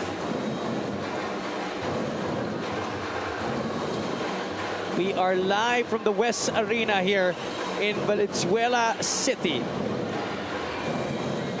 Packed venue here for the second home defense of the season of the Valenzuela Classic. They're up comfortably right now against the Bulacan Cuyas, 83-64. Javi Palanya joined by Coach Mike Perez and Miss Andrea Indicio. The Cuyas were able to cut it to 15 points, but in Valenzuela, once again, asserting their dominance, just like in that basket of Ponzo Gotladera. And at the rate this game is getting played right now, it looks like there's no turning back for Valenzuela. And they get another stop here. Celis misfiring from the outside. Kinyahan will launch from three. Finally gets one to go. First three-point basket of J.R. Kinyahan in this one. And there's a lot of it that's expected more to come. Rivera running the floor, leaves it for Manligues. Payawal tried to go for the slam. Everybody's got bad intentions now if you're Valenzuela. It's either you want to make the highlight reel or get this crowd going. You know what? It may be the heat, but definitely CJ Payawal wanted to slam that home. Look at that. Oh my goodness. It's always just great to see athletic plays like that. You just can't help but marvel. I remember that DJ Mitchell takeoff. Oh yeah. See that? That would have been something as well. It would be nice to have a highlight of missed dunks too. Mapapatalon ka rin talaga sa upuan mo eh. Oh. 13 and 14 for CJ Payawal tonight. Tuloy pa rin ang mainit na depensa dito ng Valenzuela. Jamison Hero this time. Going all the way. And Jamison wants a piece of the fun too. Yeah, he wants to join on the party. Hindi naman pwedeng kayo lang. Oh, yeah.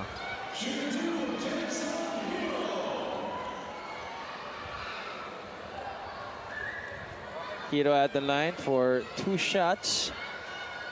Played 7 minutes against Manila. Was able to score 8 points, 2 out of 4 from the field. Also had 3 rebounds and a couple of assists. Yeah, has been a very impactful player when he sees the hardwood para dito sa Valenzuela Classic.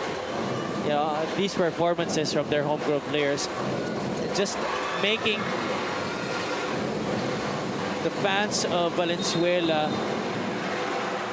happy that they've been here, that they went here all the way to the West Arena. Yeah, and I think the players are actually really of Valenzuela are just responding to the, I guess, no slowdown dito sa suporta ng mga nanonood dito sa Valenzuela. Lahat hanggang ngayon nandito kahit ganito kalaki ang kalamangan, really, you know, a lot of basketball in this place of Valenzuela. Exactly, you know, as Jamison Hero scores again. 6 points in the game para kay Jamison Hero. Celis to answer, no good. You know, everything's been downhill ever since Bulacan was able to trim the deficit to just 15 points. And I guess the mere fact that you have Paulo Hubalde resting now, it's just a signal that, you know, they've done their compete, and now it's the time to just finish this game. Up next for the Cuyas, they will be facing Bacolod on May 29. Pasay Voyagers on June 4, and they will be going up against Marikina at Linares Center on June 10. Para naman sa Valenzuela, as we mentioned already earlier, tough schedule ahead para sa kanila. Yeah. This is gonna be quite the run para dito sa kanilang koponan. Davao Occidental on May 30. June 4, they will be going up against the still undefeated San Juan Knights. And on June 10, they will be facing a Pasay team that has been turning heads this season. 2 minutes remaining in the game. 93-68 is the score. I'll be right back.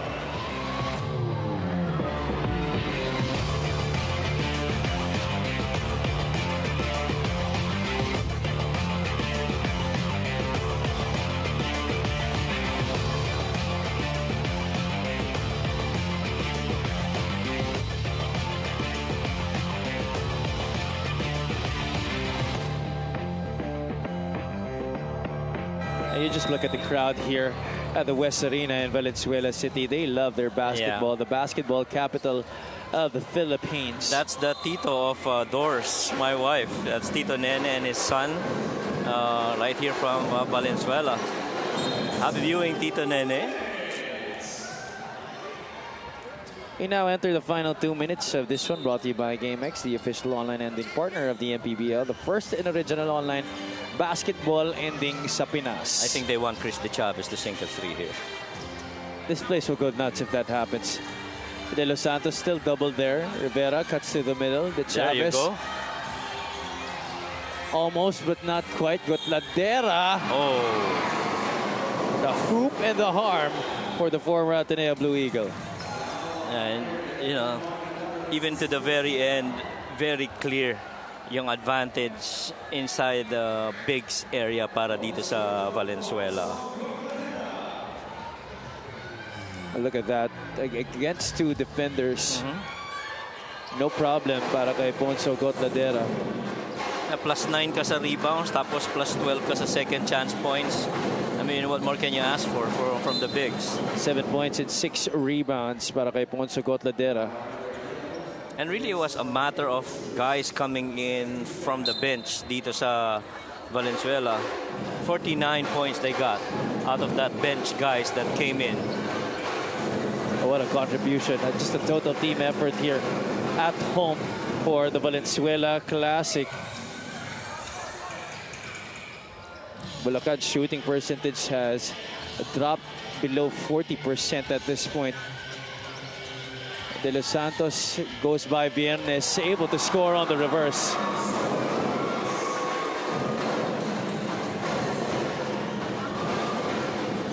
Celis goes up and he's fouled by Gotladera. And so Bulacan, they're going to go on a 6-game losing streak, as Valenzuela now will start in the hope of starting another streak. But then again, katulad ng mention mo kanina, those top-tier teams, Davao, San Juan, Pasay, and they still got Pampanga and Batangas after Pasay. Let's focus on that next game that they have, Coach Mike. Davao Occidental Tigers. What do you think are the strengths of Valenzuela that will be in handy when they go up against the Tigers, who have been playing one heck of a season as well? You know, that core that they built is really something. I think that the matchup of the bigs would be pretty interesting, especially if J.R. Canyahan plays. The stretch force that Valenzuela has, that's going to be a factor too, because I like that Chris De Chavez can hit shots from the outside. I like that Payawal also has good perimeter game. And so I guess it would boil down maybe on the guard spot. That's where the difference would be. Again, that's easier said than done, because you're going to have maybe Chris De Chavez going up against Art de la Cruz. And you got Mart Sarangay as well. Those bigs are going to be a handful for Valenzuela to handle. And so how efficient would they be from the outside? I guess that would matter in the result of that game against Davao. Valenzuela is now exactly 6 seconds away from claiming win number 6 here. Big morale boosting victory for the Valenzuela Classic after that loss to the Manila Batang Sampaloc in their last game. They now have a lot more confidence going into that matchup against Davao. Yeah, and hopefully they build something here, and they got to test some of the things that they hopefully want to do in that Davao game. Ryan Trazona played splendidly in this game, Coach, but our pick for best player had to be Mike Machon. Yeah, Mike Machon was, you know, as we like the 3-point bombs of Trazona, it really mattered the inside activity and the transition plays of Mike Machon, making himself very actively available for his team in any given opportunity. 13.6 rebounds para kay Mike Machon. Our best player of the game is brought to you by Buenas. And it's a celebration here inside the West Arena in Valenzuela City. Our team just won a 98-70 decision against the Bulacan Cuyas. This definitely will bolster their standing in the Northern Division. They were currently at number 8 before this game. Itong Valenzuela Classic, this will definitely push them ahead sa ating Northern Division. 98-70, our final score brought to you by GameX, the official online ending partner of the MPBL, the first and original online basketball ending sa Pinas. Our best player of the game, Mike Machon, is at courtside with Andrea. First of all, congratulations. Mike, importante yung mga naging contribution mo, no? Especially noong first half, kaya nakuha ninyo yung early lead. Matanong ko lang, bakit nga ba simula pa lang, gigil ka na? Unang-una, nagpapasalamat ako sa Panginoon na nakuha namin yung panalo at saka yung game na to. Pinagandaan talaga namin. Kailangan namin manalo para mataas yung confident namin sa next game namin against Davao. At salamat sila kay Coach sa mga boss namin. Speaking of good start, simula pa lang mataas na agad yung energy ninyo. Paano nyo ba na-sustain yun hanggang dulo? Yun lang, niremindan sa amin ni Coach na una pa lang kung pwede, i-bound na namin yung kalaban kung kaya namin talaga. At yun naman ang ginawa ninyo. Meron ka bang gustong batiin o pasalamatan? Binabati ko yung mga sponsor namin, yung VA Cargo, YPS Clothing Trading, Anytime Fitness, Accredited Wellness and Pain Clinic, Metroland Builders Corporation. Special thanks to Coco Ahero, Valenzuela 2nd District, Congressman Eric Martinez, Dr. Rakat Martinez, at saka binabati ko yung anak ko, si Arkin Timothy, yung lola ko dyan sa Samar, sa Osmeña Marabot Samar, yung mga barkada ko, Masyun Family, yung barkada ko, si Rap Salazar, sila Coach, Coach Aldrin, at saka yung yung team ko sa Giwan, especially kay Boss Sherwin sa Shore Homes, love you Boss, kay Boss Pen James Candido, kay Coach Wilmar, yung mga teammate ko dyan sa Osmeña Marabot Samar. Thank you. All right, thank you so much. Once again, that is Mike Machon, our Buenas player of the game. Back to you guys. Maraming salamat, Andrea. Congratulations once again to Valenzuela for getting their 6th victory of the season against 4 losses. Our games tomorrow, this is going to be an exciting game day at the Lonte Sports Arena in Binyan, Laguna at 4 o'clock p.m. The Pangasinan Heatwaves will be matching up with the Davao Occidental Tigers at 6 o'clock p.m. It's going to be the Bataan Risers trying to bounce back from their last loss against the Rizal Golden Coolers in our main game. The Binyan Tatak Gel Beast Motorcycle Tire, the still unbeaten squad, Vice Mayor Jel Alonte will be facing Powerhouse Manila SV Batang Sampaloc SGA at 8 o'clock p.m. Thank you so much for joining us on our coverage today here at the West Arena in Valenzuela City.